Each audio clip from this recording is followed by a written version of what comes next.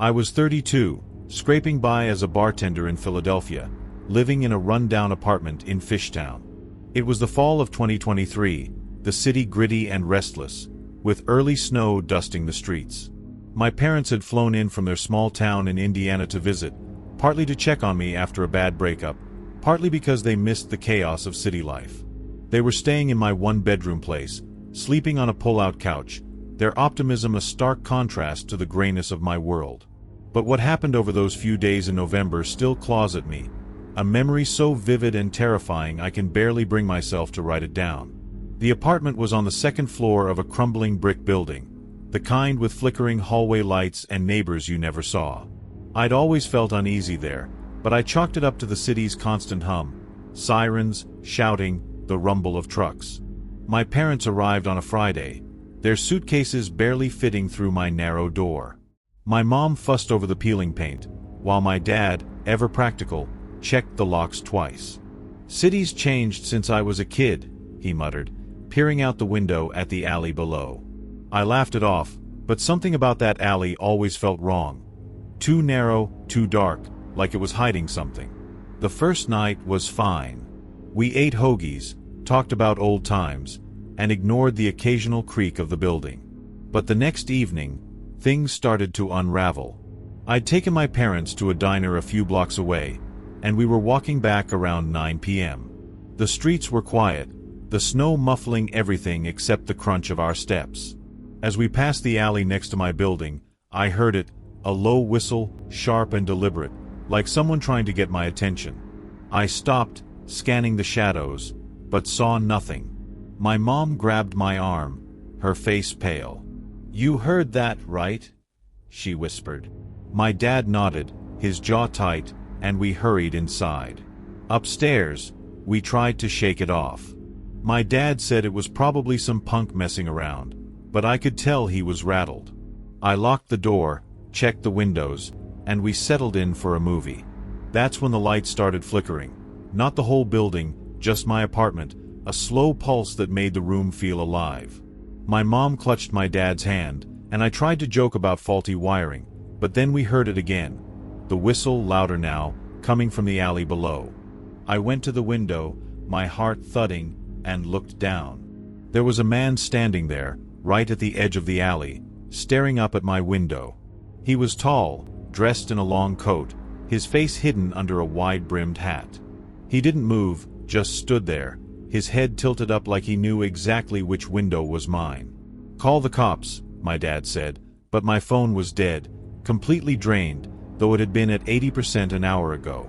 My mom's was the same, and my dad's wouldn't even turn on. The whistling stopped, replaced by a new sound, a slow, deliberate tapping, like someone rapping their knuckles on the apartment door.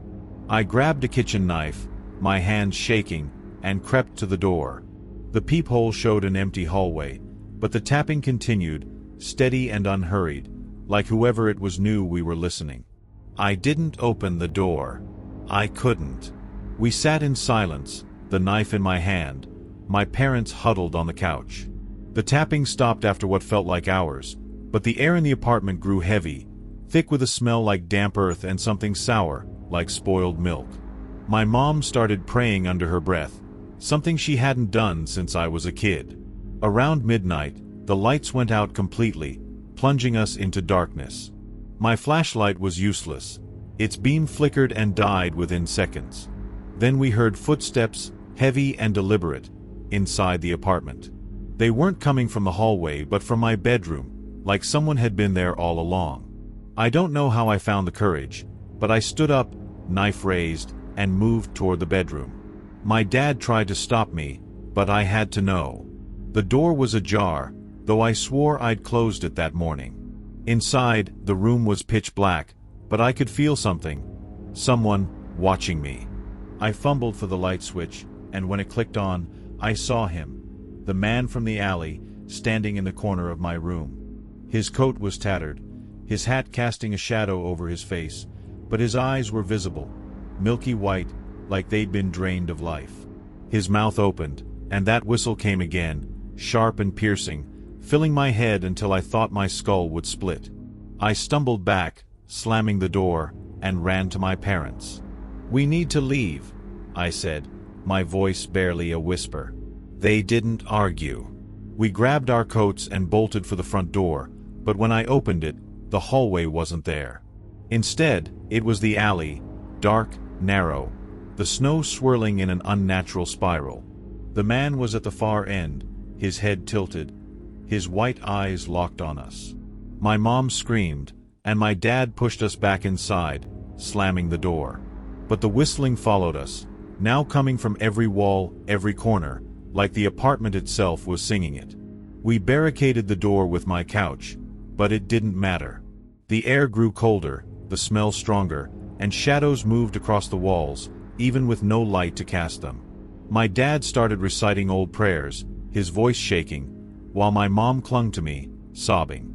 I don't know how long we sat there, but at some point, the whistling stopped, and the lights flickered back on. The apartment felt normal again, but we didn't trust it. We stayed awake until dawn, too terrified to move. When the sun rose, we grabbed what we could carry and left. I didn't tell the landlord anything, just dropped my keys in the mailbox and never looked back. My parents went back to Indiana, shaken but alive, and I crashed with a friend in South Philly, refusing to be alone. I tried to tell myself it was a hallucination, maybe carbon monoxide or stress, but I couldn't explain the marks I found on my arm later. 3 long scratches, like fingernails had dug into my skin, still red and raw weeks later. I don't walk by 7th Street anymore. I don't know what that man was, or why he chose us, but I still hear that whistle sometimes, faint and distant, when I'm alone at night. And every so often, when I pass a dark alley, I feel those white eyes watching me, waiting for me to step into the shadows again.